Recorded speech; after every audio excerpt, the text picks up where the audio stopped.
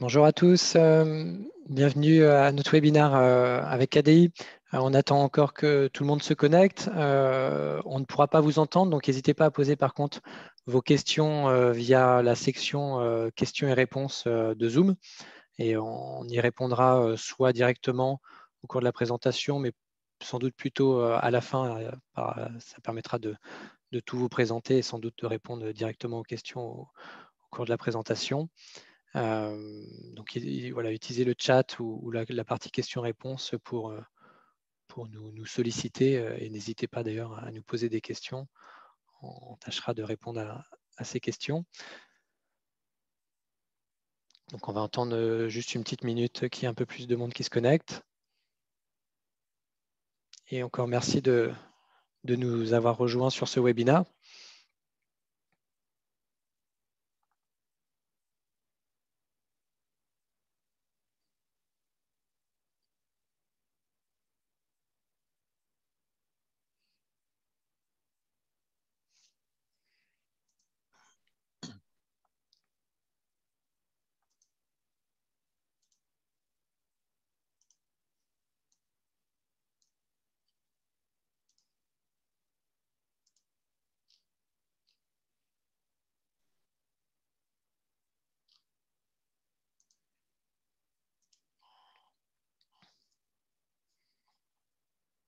Ok, on va pouvoir lancer. Donc bonjour à tous. Je redis encore une fois, n'hésitez pas à poser vos questions via la section questions-réponses disponible en bas de votre écran sur Zoom. Donc je me présente, je suis Cédric Barbier, le responsable produit Filmer France, et mon collègue Laurent Marseilly, notre responsable commercial, qui va vous présenter donc ces nouveaux onduleurs pour le marché commercial et industrie. N'hésitez pas à poser vos questions, on y répondra au fur et à mesure. Et je te laisse commencer à présenter, Laurent. OK. Donc là, aujourd'hui, on va présenter la nouvelle gamme d'onduleurs Fimmer de 10 à 33 kW. Donc, c'est le premier onduleur qui est totalement tagué Fimmer depuis que Fimmer s'est acquis ABB. Donc, cette gamme, elle se compose de 6 puissances et est répartie en deux petites familles. Donc, d'un côté, le 10, 12,5, 15 kW et 20, 30, 33 kW. Bon, c'est deux gammes très semblables, mais on verra qu'il y a des petites différences entre les deux. Donc ça donne une flexibilité qui est intéressante parce que ça peut fonctionner pour le résidentiel, le commercial, le petit industriel. Ça peut servir aussi pour des trackers ou bien des ombrières. Donc la facilité d'installation, parce que comme on le verra plus tard, il y a par exemple pas besoin d'ouvrir le capot pour raccorder l'onduleur. Donc c'est un onduleur qui a une seule boîte, hein, et tous les raccordements vont se faire par le bas, y compris le raccordement AC sans ouvrir la machine. Et puis la facilité de maintenance, parce que vous verrez également que on a deux entrées par MPPT et donc du coup on est sans fusible. Donc ça évite les déplacements pour changer petit fusible de temps en temps. Et donc ça augmente nécessairement la production, le productible. Flexibilité de conception pour les installations nouvelles ou existantes, parce qu'effectivement, on a réfléchi à pouvoir intégrer ces nouveaux onduleurs avec d'anciens onduleurs.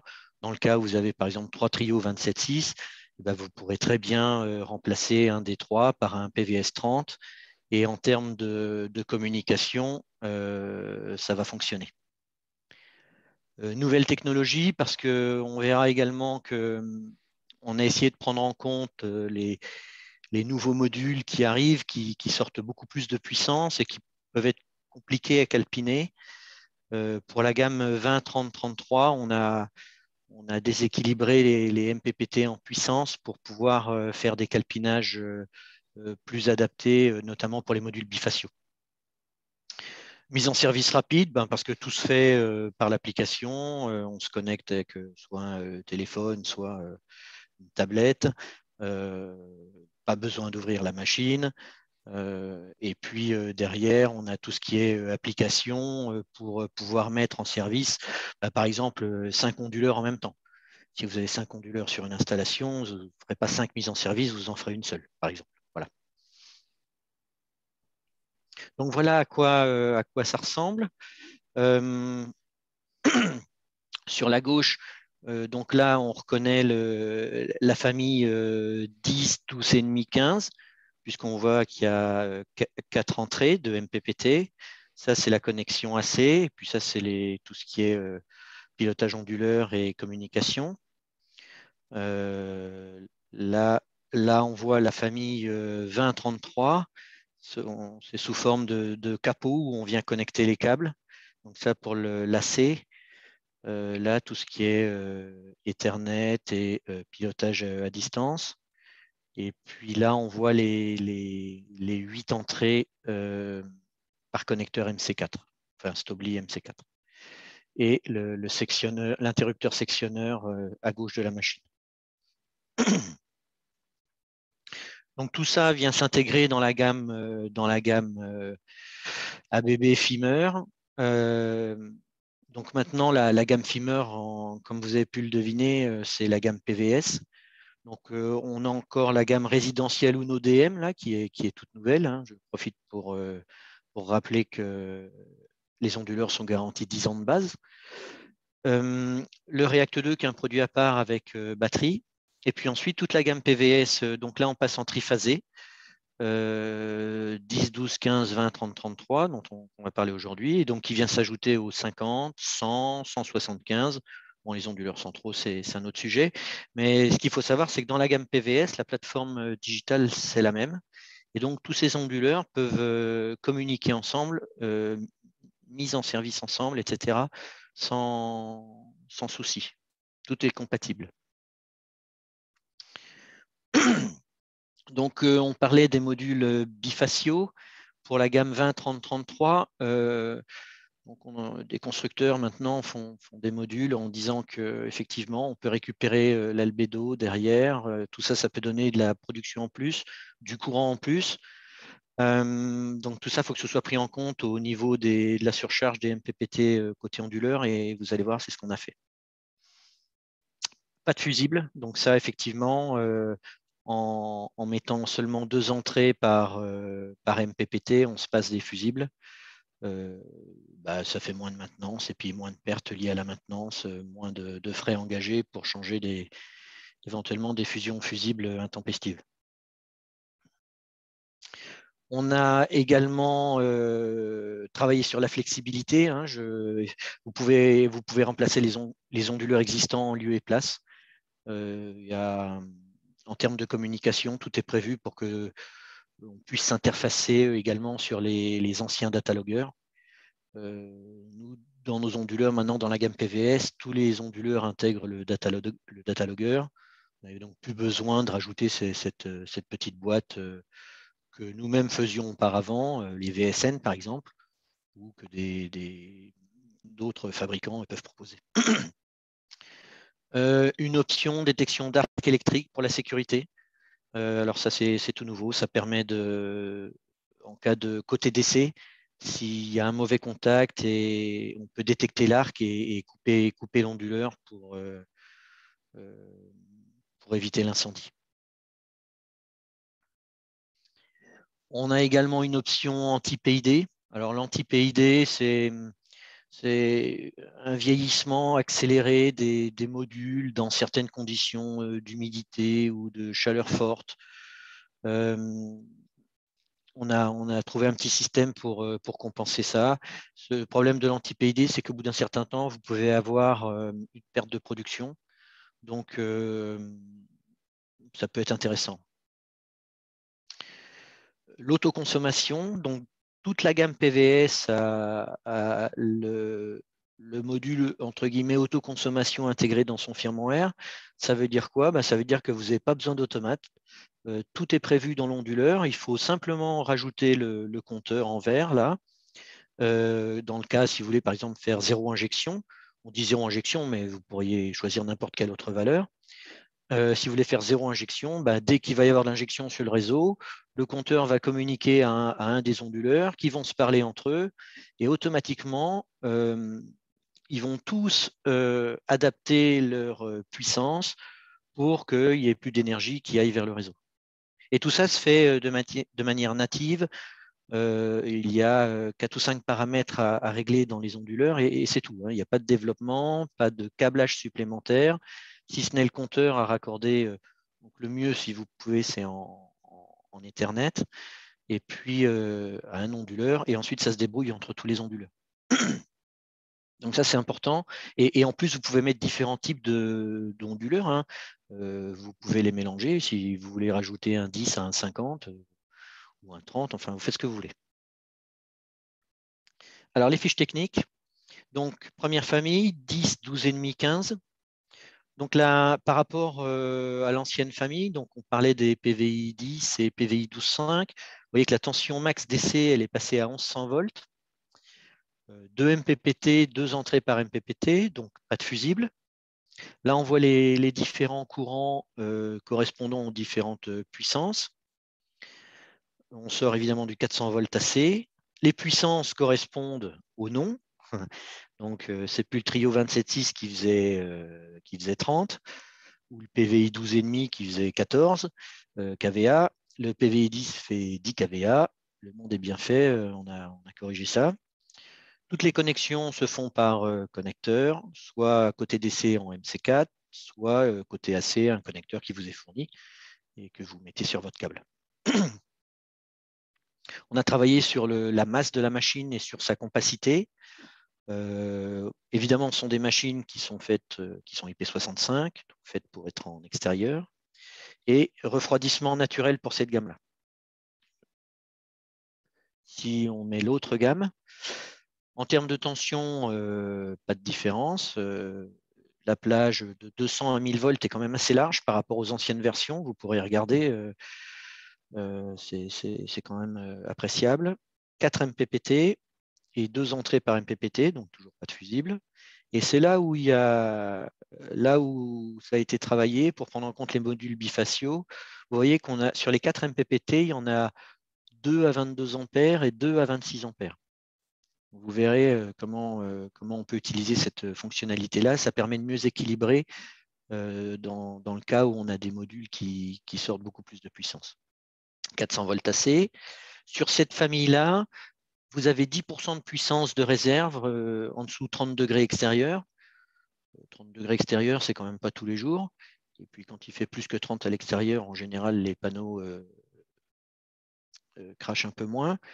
Donc ça veut dire que votre 33 kVA, en réalité, il en fait 36. Donc ça, c'est quand même pas mal.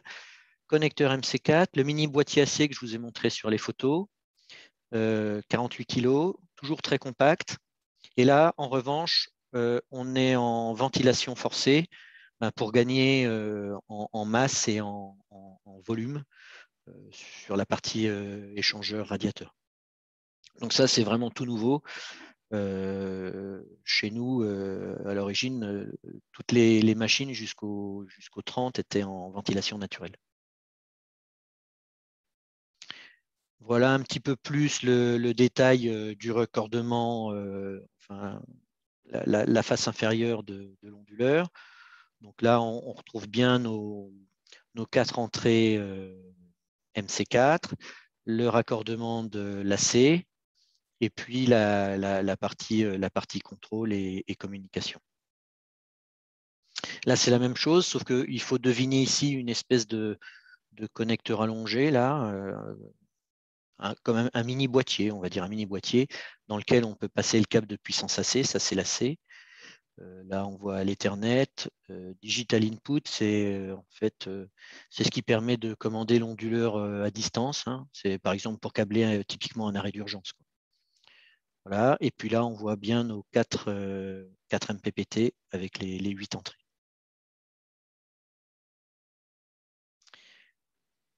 Donc les interfaces pour l'opérateur, donc je rappelle que le data logger est intégré, donc vous avez pu vous en soucier. On a 4 LED en face avant, en marche, alarme, défaut. et la communication.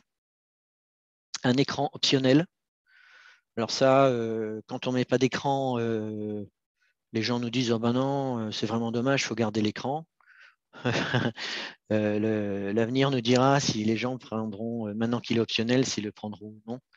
Il ne permet pas de tout faire, l'écran, il permet simplement de lire les valeurs, les mesures hein, de puissance, tension, courant, etc. Il ne vous permet pas de paramétrer l'onduleur, par exemple. Le petit bouton pour activer et désactiver le Wi-Fi, si ce dernier vous dérange. L'entrée digitale programmable, c'est ce dont je parlais, c'est donc typiquement un arrêt d'urgence extérieur. Et puis les interfaces pour accéder aux paramètres avancés de l'onduleur et à la supervision. Donc c'est là où vous pouvez faire la mise en service multi-onduleur. Si vous avez 3 onduleurs, vous faites vos paramètres, vous voyez vos 3 machines et vous envoyez la configuration à tous les onduleurs en même temps. Donc tout ça, ça se fait par Wi-Fi, c'est intuitif et ça devient intéressant en termes de gain de temps pour la mise en service, par exemple. Alors, comment on communique vers l'extérieur? Donc, nous, on privilégie l'Ethernet, le Modbus TCP, par Ethernet ou Wi-Fi. Donc ça, en comparaison de nos concurrents, c'est un protocole qui est ouvert, qui est standard et qui vous permet de communiquer directement avec l'onduleur. En gros, c'est comme si l'onduleur était un PC. Vous n'avez pas besoin de boîtier intermédiaire qui, lui, vous communiqueriez avec le boîtier intermédiaire et le boîtier intermédiaire avec l'onduleur ou les onduleurs. Ça, chez nous, ce n'est pas ça. On a fait le choix d'être sur un protocole ouvert. Donc, le Wi-Fi, 2 ports RJ45 Ethernet, et puis un port RS485, donc en liaison série. Bon, c'est la même chose que l'Ethernet, sauf que bon, c'est la vieille communication, ça date, ça a 20 ans, 30 ans, le Modbus RS485 en liaison série. Donc sur le 10, la gamme 10, 12,5, 15, il est natif. En revanche, pour le 20 à 33, vous devez rajouter une petite carte optionnelle. Bon, le RS485, c'est vraiment si vous ne pouvez pas raccorder en Ethernet. Si vous voulez mettre un capteur, par exemple, et ce capteur, il communique qu'en liaison série, mais sinon, il faut quand même vraiment privilégier l'Ethernet. En termes de vitesse, c'est sans aucun rapport, c'est plus simple à câbler, vous n'avez pas à gérer les problèmes de résistance de fin de ligne, etc. Bref. Donc TCP/IP, Ethernet, c'est quand même ce qui se fait le mieux aujourd'hui. Donc, comme on est en TCP/IP Ethernet, eh ben, c'est comme si on était dans un bâtiment. L'onduleur, c'est comme si c'était un PC.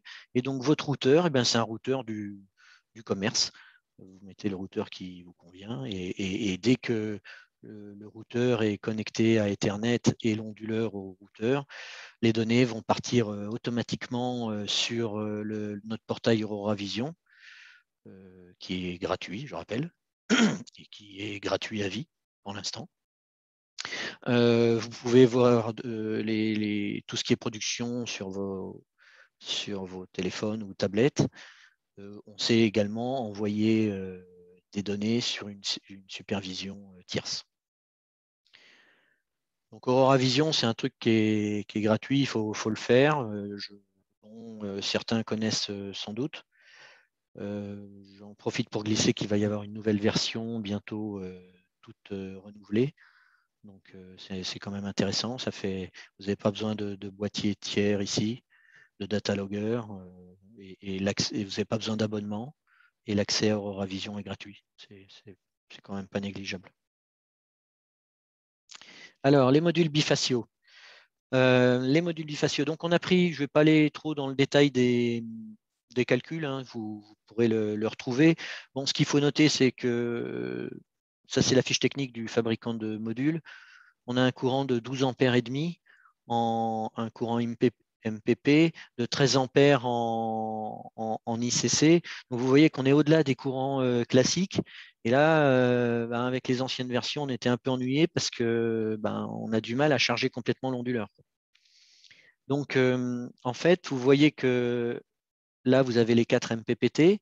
Vous en avez 2 à 22 ampères et 2 à 26 ampères. Et ça va être intéressant parce que du coup, on va pouvoir, sur les MPPT les plus forts, on va pouvoir mettre 2 branches de modules et une branche sur les petits. Sinon, ben, il aurait fallu mettre on aurait perdu 2 branches là, donc ce n'était pas terrible comme calpinage. Bon, là, vous allez me dire, c'est un peu dommage parce que là, celui où il n'y a qu'une branche, il est un petit peu sous-dimensionné, puis celui-là où il y a 2 branches, il est surdimensionné. Eh ben, on peut faire encore un peu mieux. Et alors, dans ces cas-là, la solution, c'est de mettre plus de modules quand il n'y a qu'une branche et moins de modules quand il y a 2 branches. Et là, on arrive à équilibrer vraiment pas mal. 8 kW, 13 kW, 8 kW, 13 kW. Et donc là, on a câblé 43 kW sur un onduleur sans saturer les MPPT. Voilà. Donc ça, c'est la fonctionnalité qui est importante. Ça vous offre une facilité de raccordement qui est intéressante. Voilà, alors les options, anti-PID, détection d'arc, afficheur. Bon, je passe rapidement sur l'anti-PID parce que je vois que l'heure tourne. Globalement, c'est une accumulation de charge sur une partie du panneau qui peut conduire, en cas de forte humidité ou d'environnement salin, à une production un peu plus faible du module.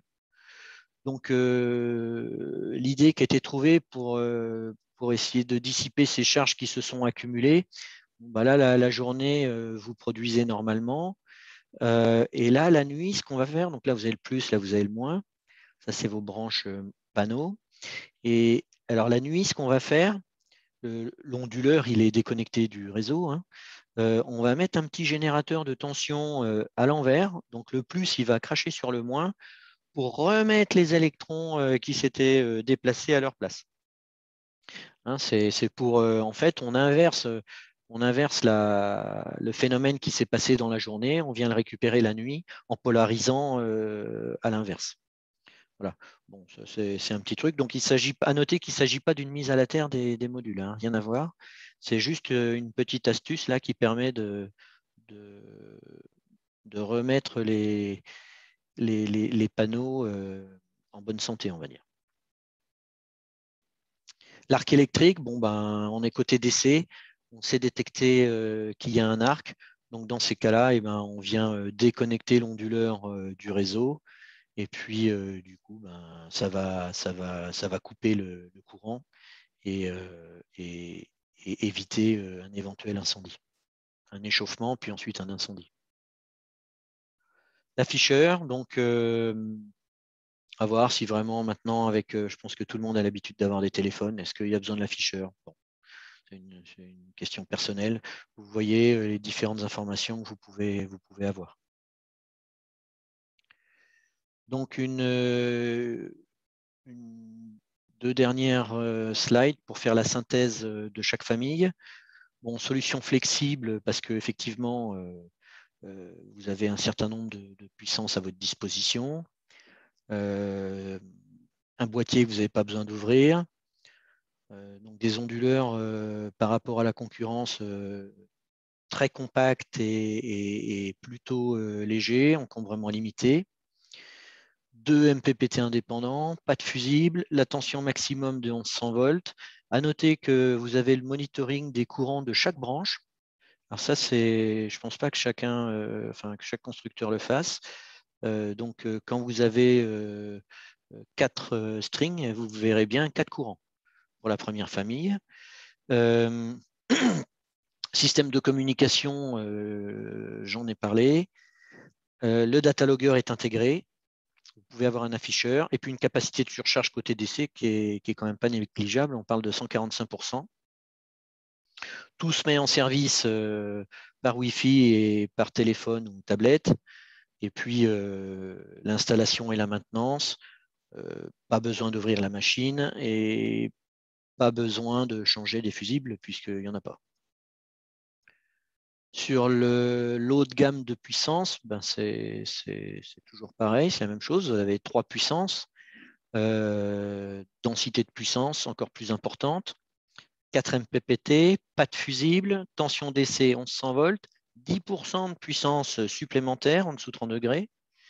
Ça permet quand même, avec le surdimensionnement DC, ça permet de faire des installations intéressantes.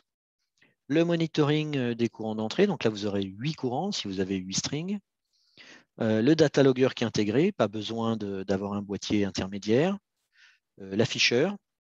La petite optimisation pour les modules bifaciaux avec les MPPT de puissances différentes, hein, 10 kg et 12 kg. Communication monitoring comme toute la gamme PVS. Et puis, toujours pas besoin d'ouvrir l'onduleur pour se raccorder. Et puis, pas de fusible pour la maintenance, c'est toujours appréciable. Ben voilà, je crois bien qu'on est où. Alors, merci Laurent pour ta présentation. J'ai déjà répondu à quelques petites questions que je recite ici. Donc, est-ce qu'il y a une coupure DC ou une coupure AC et DC? Donc, on a un interrupteur sectionneur DC sur l'onduleur. On n'a pas de sectionneur AC comme peuvent l'avoir les PVS 100 par exemple. Il y avait une question, est-ce que les trios 5.8, 7.5 et 8.5 subsistent? Donc la réponse est oui, c'est vrai que sur le slide de présentation de la gamme, ceux-ci n'apparaissent pas, mais ils sont bien présents dans la gamme résidentielle en triphasé sur les plus petites puissances. Étant donné que les onduleurs ici présentés, PVS 10 à 33 kW, remplacent finalement les onduleurs appelés PVI 10, 12.5 et Trio 20 et Trio 20 27.6.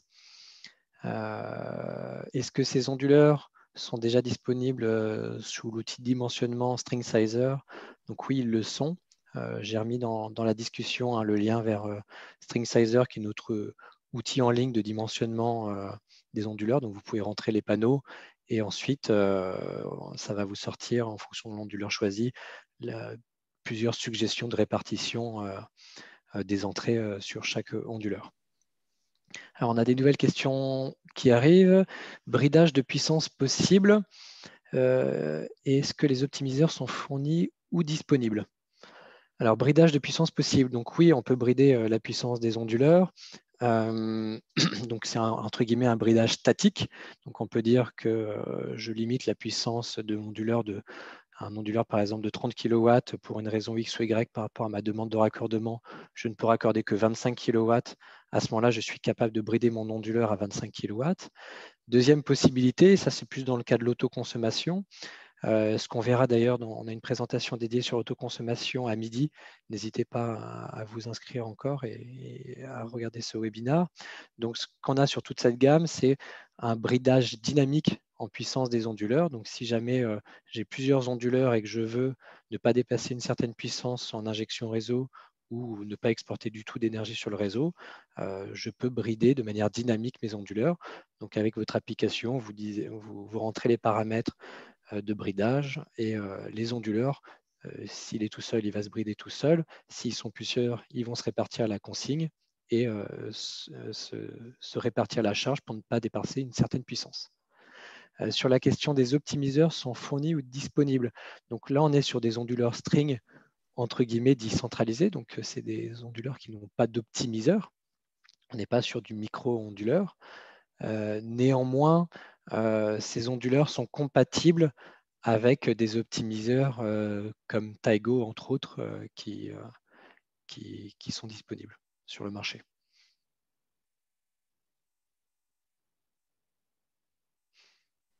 N'hésitez pas à poser d'autres questions via le chat ou la partie questions-réponses.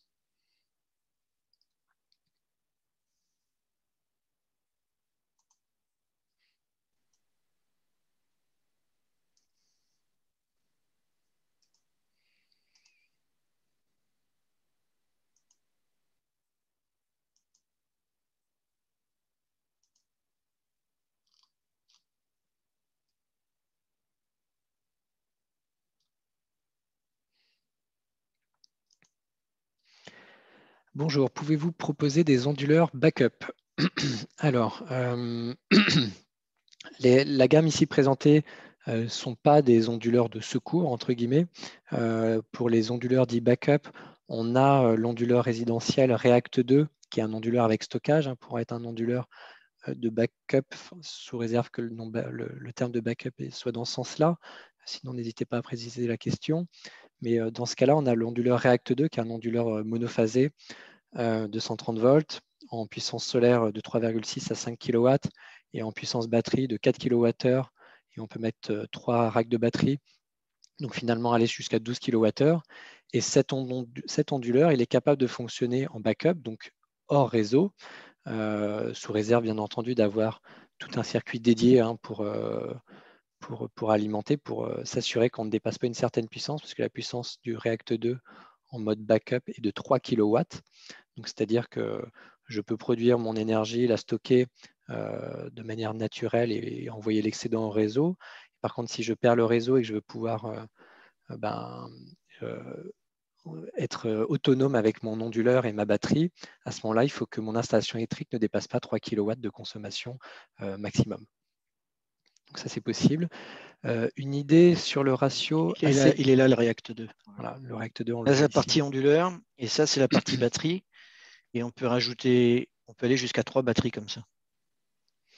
Donc c'est vraiment un onduleur finalement complètement intégré FEMER, c'est-à-dire que tout est dans des enceintes de notre marque.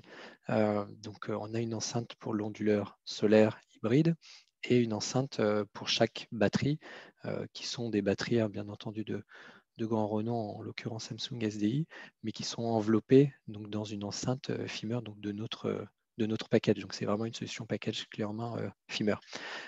Donc une idée sur le ratio DC-AC, donc ça on l'a évoqué, c'est 145%. Donc on peut faire en surcharge. Au-delà, n'hésitez pas à nous consulter sur des installations cas par cas, parce que ça va dépendre bien entendu aussi des conditions d'installation. Est-ce qu'on parle d'une surcharge liée à un module bifacial ou pas? Ou si c'est plein nord ou pas. Exactement. Ces onduleurs sont-ils compatibles pour le régime IT? Alors, on a une version pour le régime IT uniquement sur l'onduleur de 33 kW, où on va avoir une variante dans les versions disponibles. Donc là, on n'est pas allé dans le détail un peu des différentes variantes, mais n'hésitez pas à vous rapprocher de Cali Solar ou de nous directement. Et donc, on a une version spécifique pour un régime de neutre de mise à la terre IT. Oui, pardon, je te coupe. Ça me fait penser, j'en ai pas parlé, mais on a aussi l'option en parafoudre DC 1+2 qui va arriver. Ce sera prévu. La présentation va-t-elle être envoyée aux participants? Alors, comment ça se passe avec ADI? C'est que la présentation aujourd'hui est enregistrée et donc vous pourrez la retrouver après coup en entier sur la chaîne YouTube de KDI Solar. Et au besoin, n'hésitez pas à nous contacter directement. On se fera un plaisir de vous envoyer la présentation aussi. Qu'est-ce qu'il faut contrôler pour ne pas endommager la batterie en cas de pilotage? Alors, donc là, on est sur une question qui n'est pas liée à la présentation finalement de ce produit-là. Est-ce qu'il faut pour ne pas endommager un cas de pilotage? Alors, je ne comprends pas très bien la question. J'imagine donc c'est en lien avec l'onduleur React 2.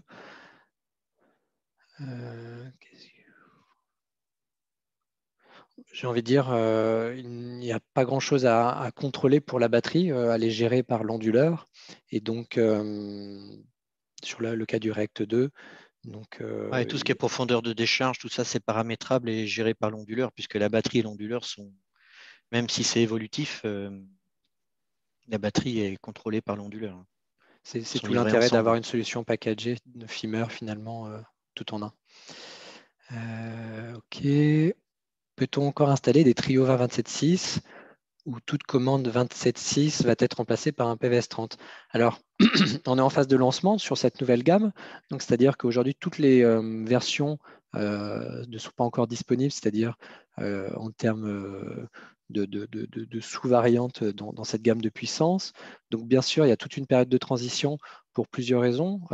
Déjà parce que certains clients veulent encore utiliser des Trio 20-27-6, entre autres. Deuxièmement, peut-être par simplicité, même si on a vraiment conçu cette gamme pour qu'elle soit remplaçable en lieu et place de l'ancienne gamme. Donc, on peut remplacer les nouveaux onduleurs les anciens onduleurs par les nouveaux, pardon. Donc aujourd'hui, les deux sont possibles. Néanmoins, on suggère bien entendu si vous avez l'opportunité de commander ces nouveaux onduleurs, de vous orienter vers ces nouveaux onduleurs qui finalement sont des onduleurs bien entendu plus modernes par définition sur la conception, notamment avec ce qu'a dit Laurent sur la partie sans fusible, sur la partie communication, etc. Mais donc, on peut encore installer les deux.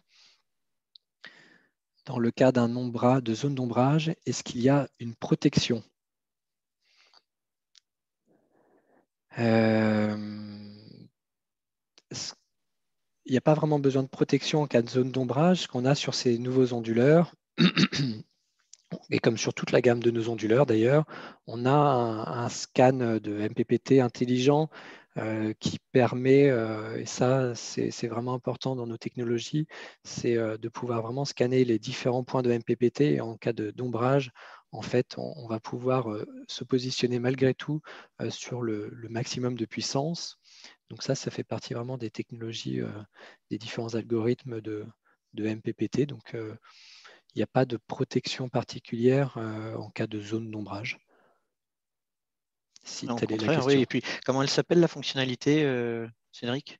Bon, c'est le fait de scanner de manière dynamique toute la courbe en tension courant pour aller rechercher le point maximum de puissance, même quand il est en cas d'ombrage en dehors de la zone prévue, on va dire. Donc, cette fonctionnalité-là permet de temps en temps de lancer une recherche de point maximum de puissance. Et d'ailleurs, de manière dynamique. On a regardé sur des études par rapport justement à des micro-onduleurs, donc un onduleur par panneau et des onduleurs avec nos technologies. On montre des résultats qui sont finalement meilleurs au global suivant les différentes conditions d'ensoleillement et d'ombrage que d'avoir des micro-onduleurs par panneau. Donc, c'est des technologies, on n'a pas toujours beaucoup insisté dessus, mais on a vraiment une technologie intelligente dans le MPPT. Ce n'est pas juste un simple recherche du point maximum, c'est un peu plus que ça. On va vraiment scanner de manière complète la plage de tension, entre autres, pour pouvoir s'adapter aux potentiels ombrages partiels de certains panneaux. Une question sur est-ce que sur une installation existante avec par exemple 3 Trio 20-27-6, si on doit remplacer un onduleur, est-ce qu'on peut le faire avec un PVS 30 et comment ça se passe pour la communication? Est-ce qu'il faut prendre une option particulière? Et donc la réponse c'est oui, on peut remplacer donc un des onduleurs par un PVS 30. Et dans le cas des PVS 30, il faut juste prendre l'option qui est déjà disponible, qui permet finalement d'avoir la communication RS 485, hein, donc qui est la communication Modbus RTU. Et avec cette option-là, on va avoir exactement le même protocole de communication que les anciens Trio 27.6, ce qui va permettre de le mettre en lieu et place dans l'installation sur la partie communication. Il n'y aura pas d'adaptation à faire. Il va être, entre guillemets, avoir la même table d'échange finalement qu'un ancien onduleur et donc pouvoir s'intégrer dans la communication. Et bien entendu, dans tout ce qui est partie connectique, sur la partie puissance, courant, etc., étant donné qu'on a des plages plus larges, on peut aisément le remplacer dans l'installation. Alors, j'ai d'autres questions. Donc, j'ai renvoyé le lien sur le chat. C'est pas stringsizer.abb.com, étant donné que maintenant, donc on est sur Fimmer, donc c'est stringsizer.fimmer.com. Pas impossible que l'ancien lien marche toujours, mais donc vraiment aller sur stringsizer.fimmer.com pour l'outil de dimensionnement. La puissance la plus élevée en mono, c'est combien, s'il vous plaît? En mono, la puissance la plus élevée en monophasé, sur les onduleurs, donc c'est 6 kW. Donc c'est la gamme UNODM-TL+-Q pour la version sans afficheur, et donc qui est de 6 kW. Qui était répondu d'ailleurs par un autre participant, je vous remercie.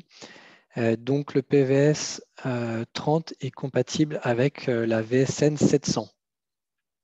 Alors, par définition, il n'y a pas réellement besoin d'avoir un VSN 700 sur un PVS 30, étant donné qu'on est sur un onduleur avec un data logger et qui peut communiquer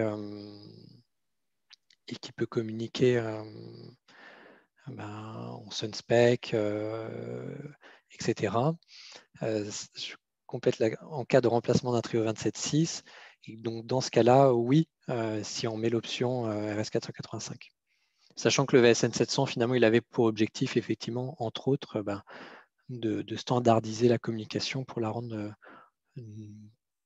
pas sur un protocole dit propriétaire, donc sur un protocole ouvert, ce qui est le cas de toute la gamme PVS, donc d'avoir des protocoles de communication ouverts en Ethernet, Modbus TCP, Sunspec sur la table d'échange. Donc, pour compléter, le PVS 30, il va venir s'interfacer au milieu. Il va avoir un câble RS485 qui arrivait et un câble qui repartait pour faire la daisy chain. Et effectivement, vous le mettrez en lieu et place et ça va se débrouiller. Avec l'option la carte RS485. Donc en termes de câblage, ça ne change rien. C'est vraiment du swap, quoi. Alors j'ai répondu à peu près à toutes les questions. Est-ce que n'hésitez pas à en poser encore davantage? On a encore un petit peu de temps si vous voulez. On n'a pas parlé du double étage, Cédric, si on veut faire un peu plus de technique. Le fait qu'il y ait un booster sur toutes ces machines, ça permet de descendre très bas en tension. Vous avez vu 200 volts DC. Donc ça permet également d'aller chercher les ombrages, les points maximum de puissance lorsqu'il y a des ombrages, puisque souvent ces points maximum de puissance en cas d'ombrage sont dans des tensions beaucoup plus basses. Et puis, l'intérêt, c'est que quand on est vraiment très haut en température, la tension va baisser. Et nous, la plage MPP est tellement large que ça ne nous pose pas de soucis, quoi. Donc, en gros, ça vous laisse une totale liberté pour mettre le type de module que vous voulez. Vous n'avez pas à vérifier dans les conditions de haute température si vous allez sortir ou non de la plage MPP. Donc ça, c'est des points intéressants quand même qui sont dans les onduleurs FIMER.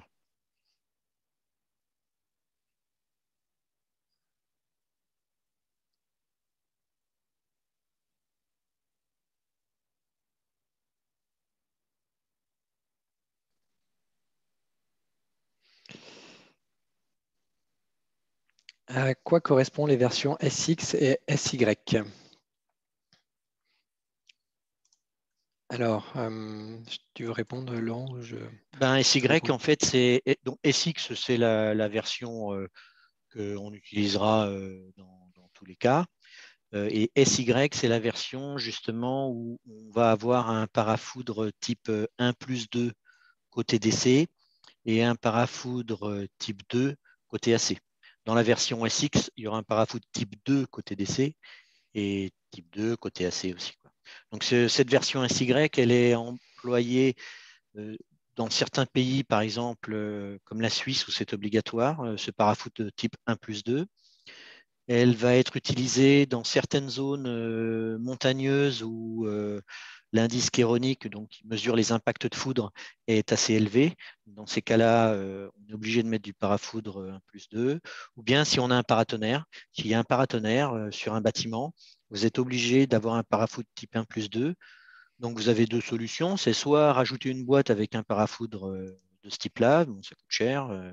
C'est probablement, je ne sais pas combien, 150, 200 euros de plus la main-d'œuvre. Et bien là, dans la gamme SX, il est monté dedans de base. Voilà. SY, pardon. Dans la gamme SY, vous aurez votre parafoudre intégré et voilà, vous n'avez plus à vous occuper de ce sujet-là. Donc ça, c'est un vrai avantage que non pas nos concurrents. Je profite pour le souligner. Voilà, la présentation, on peut, voilà, étant donné le temps qui nous est imparti, pour éviter de trop donner d'informations qui pourraient un peu nous mélanger, mais on a des slides qui sont aussi existants, qui comparent bien les versions Trio et les nouveaux PVS avec ces différentes, avec les différences. Donc finalement, parce que la question aussi était, est-ce que finalement le SX, c'est un peu le SX2 du Trio? Donc oui, hein, le X, c'est les versions parafoot type 2 finalement, et les Y, c'est parafoot type 1 plus 2, et le S2 finalement, le S étant le S du switch, donc en l'occurrence du DC switch, donc de l'interrupteur sectionneur DC, et du 2 pour le Trio 27.6 sur également le sectionneur AC. Il y a tout un jargon sur les nominations, mais n'hésitez pas à regarder effectivement les fiches produits ou les datasheets ou manuels qui expliquent un peu plus simplement ce genre de subtilité.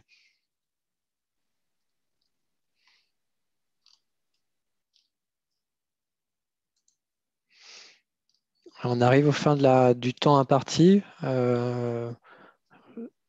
S'il n'y a plus de questions, je propose qu'on en reste là. À 11 h, on a une présentation sur toutes nos bornes de recharge de véhicules électriques, donc des bornes AC, sur pied, en wallbox et bornes de recharge DC. Et à midi, un petit point sur notre système d'autoconsommation. C'est quoi les caractéristiques, comment on le paramètre et qu'est-ce que ça vous apporte. Merci à tous pour votre présence. Merci Laurent pour la présentation. Je te laisse le mot de la fin et clôturer la présentation. N'hésitez pas surtout à nous contacter par l'intermédiaire de KDI, ça ne change absolument rien. Et surtout, n'hésitez pas à aller sur le site Fimer, il est de mieux en mieux fait, il est à jour, il y a beaucoup de documents, il y a pas mal de choses, c'est assez complet. Et puis, si vous voulez des présentations complémentaires, n'hésitez pas, on est à votre disposition. Et puis, puis merci de votre intérêt. Laurent, met peut-être juste le slide avec nos coordonnées. Je pense que les gens l'ont peut-être pas nécessairement eu à la fin. À la fin?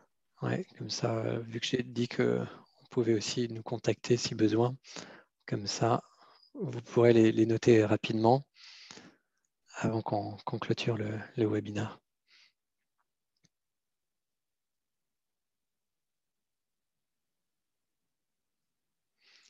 Parfait.